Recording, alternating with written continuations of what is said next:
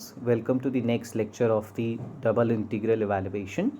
In the previous lecture we had picked up a question and were solving with the help of the horizontal strip. So we will continue the question today. So this was the region we had to evaluate with the help of the horizontal or vertical strip. So we had started with this diagram. We had seen that the diagram has to be divided into two separate regions, the lower triangle and the upper triangle. So this is the lower triangle region and this is the upper triangle region. Why we have divided this, we have discussed into the previous lecture, because the strip will lie onto the different curves when we will move the strip from the bottommost to the topmost point. So that is why we have to divide this region into two separate regions, region 1 and region 2. Now this integral, now here the bounded region needed to be divided into two separate integrals, and these two separate integrals will be written in the form of like this. So x plus y dy by dx will be integrated with region A1 plus the x plus y again integrated onto the region A2. Now what we need to do is we need to find out the limits for both the integrals. So A1 is the upper region and A2 is the lower region. So now let's find the limits for the upper region A1 for x first. So we know that as we are applying a horizontal strip, so the values or limits for the variable x will be variable limits, and these will be in terms of y. So the lower limit of this x will be found from the left curve, that is given by y is equal to x plus 2. So we will find out from this equation the value of x, that is y minus 2. And the upper limit will be found from the right side curve, which is given as x is equal to 2. So let's go back to the region. You can see we are discussing this upper region. So this is the upper region. We always find the lower limit from the left region and upper limit from the right region. So the left region is indicated by y is equal to x plus 2, from where we can find out the value x as y minus 2. So this will be the lower limit, and upper limit will be from the right hand side curve, which is represented by x is equal to 2. So here we have a direct value of the x, that is 2. So these are the variable limits for the upper region. Now let's talk about the constant limits, that is the limits for y for the same upper region.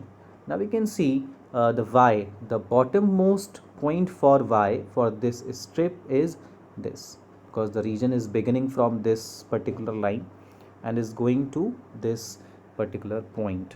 So here we can see the value of y is equal to 2, and the top here the value of y is equal to 4. So we have two constant limits of y here.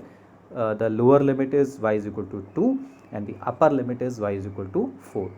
Obviously the value which is closer to the origin is supposed to be the lower limit, and the value which is far from the origin is supposed to be the upper limit.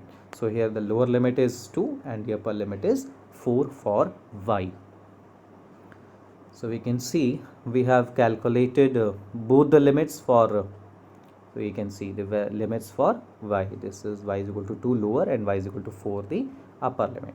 We have calculated both the limits of x and limits for y for the region A1.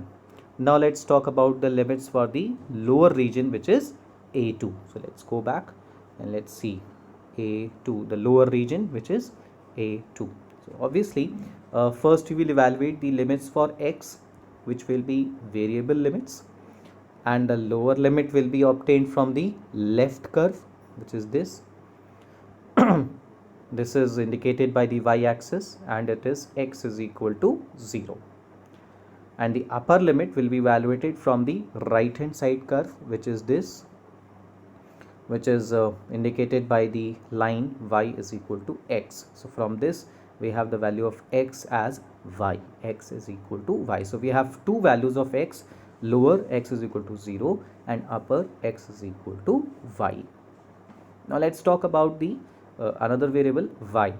So y will move from this lower part to this upper part.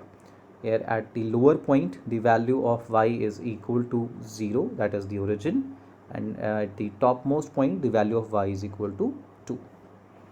And as we know, the lower limit is always the limit which is closer to the origin. So the lower limit will be 0 and the upper limit will be 2. So we have the values of y as y is equal to 0 and y is equal to 2.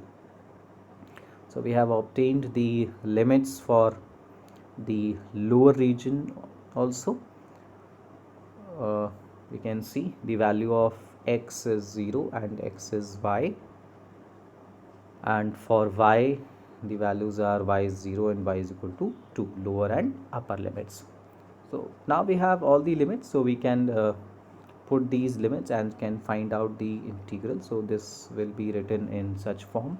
The integral was divided into two separate parts, one into this and one is this. This is for region A1 and this is for region A2, and we have mentioned the limits we have already obtained. So we have mentioned all the limits, and now we need to integrate. Obviously, to integrate we need to follow that first we need to integrate the variable which has the variable limits. So here we will integrate with respect to x first, and then we will integrate with respect to y with the constant limits. In similar way, here we have to integrate first with respect to x with variable limits, and then we will integrate with respect to y with constant limits. So you can see the variable integration. You can simply perform the integration and can find the solution.